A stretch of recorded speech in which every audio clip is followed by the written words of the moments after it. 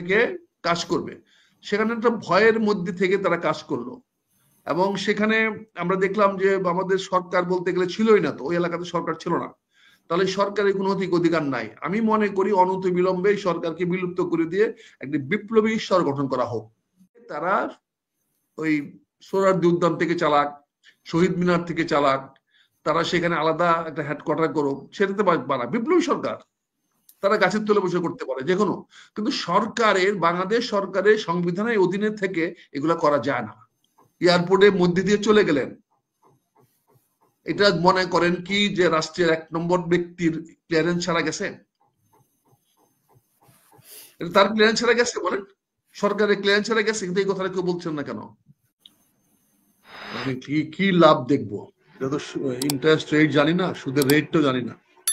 সুদের যদি হার জানতাম কত করে হবে, লাভের হারটা কি, তাহলে বুঝতে পারতাম কার কি লাভ হলো, কি লাভ। তো আমি যেটা মনে করি যে একটা জিনিস প্রতিষ্ঠিত হলো গতকালকে থেকে, যে বাংলাদেশে এখন যে যাই দাবি করবে সেই দাবি পূরণ হবে। আজকে যদি আমার শিরোচ্ছেদের দাবি কেউ করে, আজকে যদি রাস্তায় ফেলে আমাদেরকে কেউ মেরে ফেলে, তাহলেও এটা জাস্টিফাইড হয়ে যাবে। এবং সবচেয়ে দুর্ভাগ্যটা হলো যে এগুলা আইনের মধ্যে হচ্ছে, কোনো বিপ্লবী সরকার করতেছে না।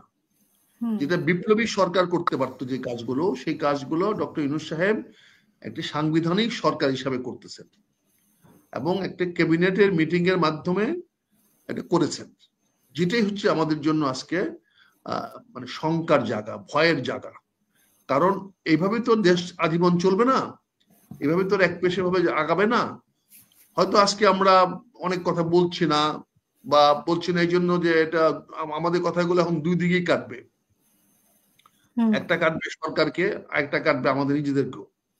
এখন ছেলেরা দাবি করেছে, একটা রাজনৈতিক দল দাবি করেছে, কয়েকটি রাজনৈতিক দল মিলে দাবি করেছে, কয়েকটি রাজনৈতিক দলের দাবিতে আপনি করে দিয়েছেন, ভালো কথা।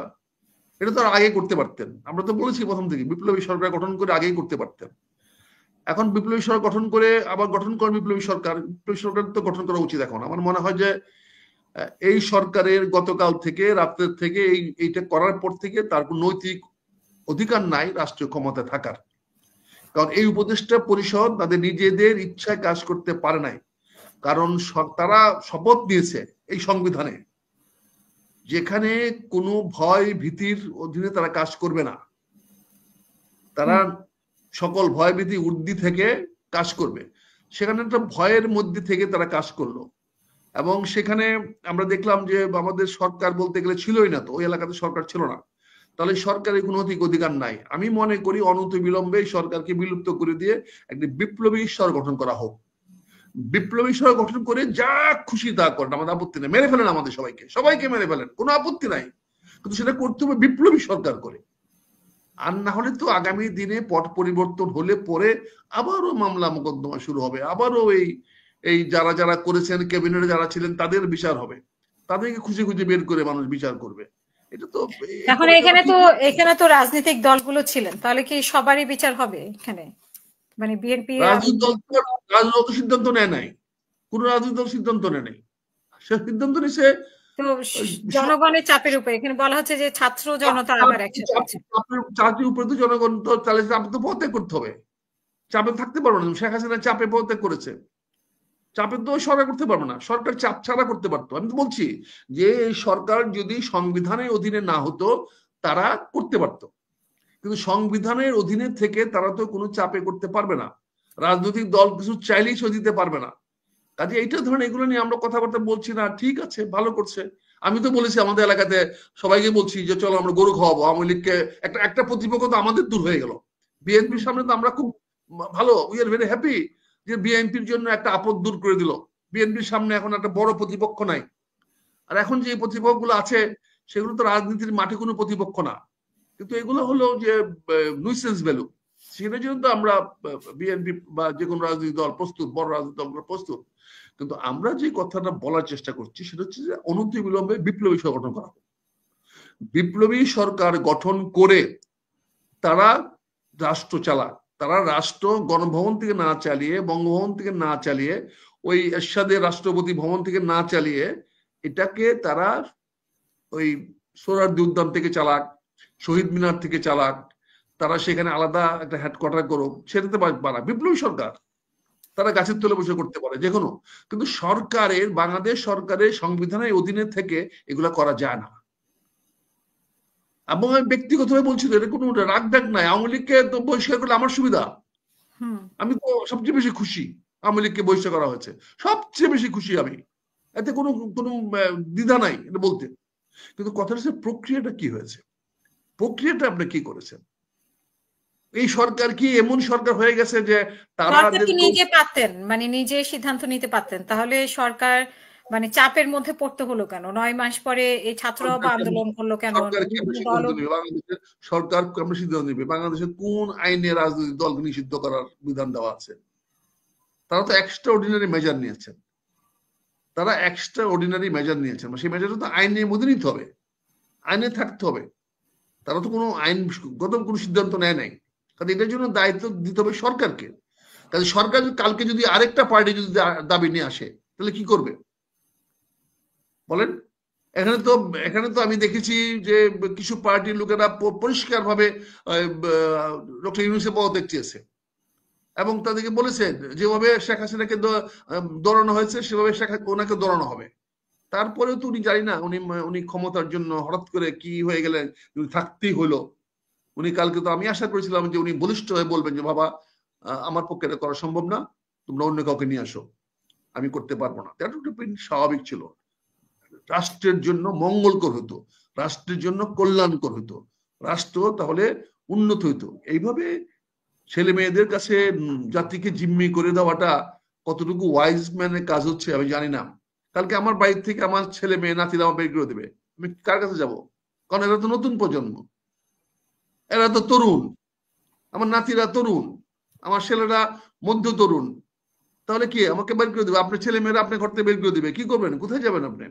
বের করে দিবে, তরুণরা যা চাবে তাই হবে, বের করে দিবে, তখন কি হবে? তা আমি এই জন্য বলছি যে এটাকে এভাবে নিয়েন না।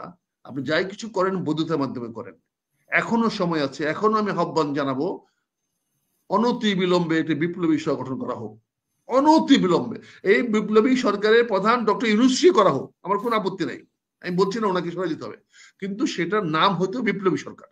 এই বিপ্লবী সরকার যা ভালো মনে করবে রাষ্ট্রের জন্য, জনগণের জন্য, যার জন্য ভালো মনে করবে সেটা সে করতে পারবে। আমরা ইরানে দেখেছি বিপ্লবী সরকার যেটা ভালো মনে করে তাই করতেছে। আমরা আফগানিস্তানে দেখেছি বিপ্লবী সরকার যেটা ভালো মনে করে সেটাই করতেছে। আমরা জর্ডানে দেখছি বিপ্লবী সরকার হয়েছে, তারা যা ভালো মনে করছে তাই করতেছে।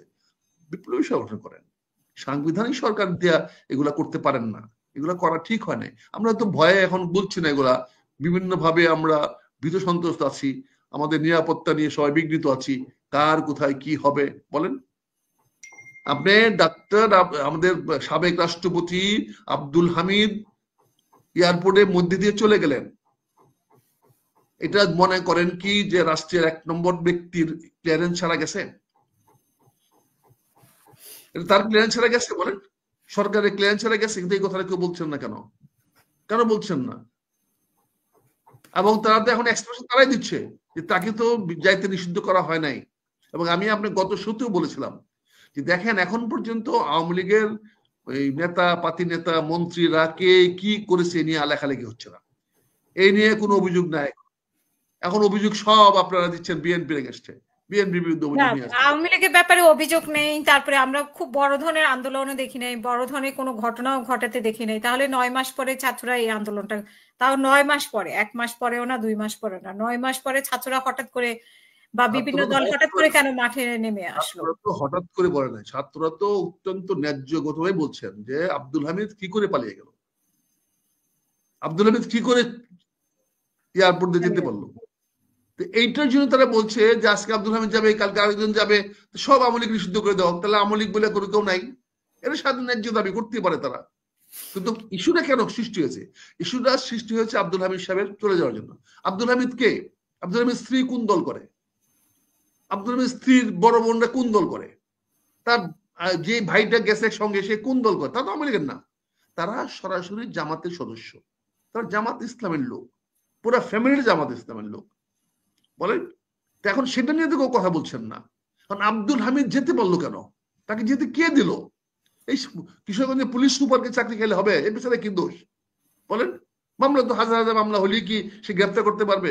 তাকে আব্দুল হামিদকে গ্রেফতার না করার জন্য তো গ্রিন সিগন্যাল দেওয়া হয়েছে বলে তো সে গ্রেফতার করে নাই।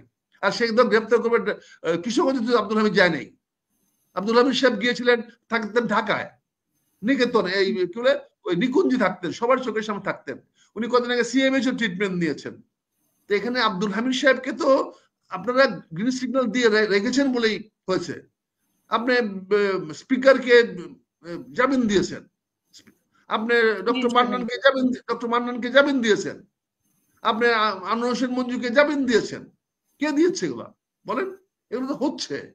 তাহলে এই সরকারের যে বিভিন্নমুখী পদক্ষেপ, বিভিন্নমুখী অবস্থান, সেটা কে কি বলবে?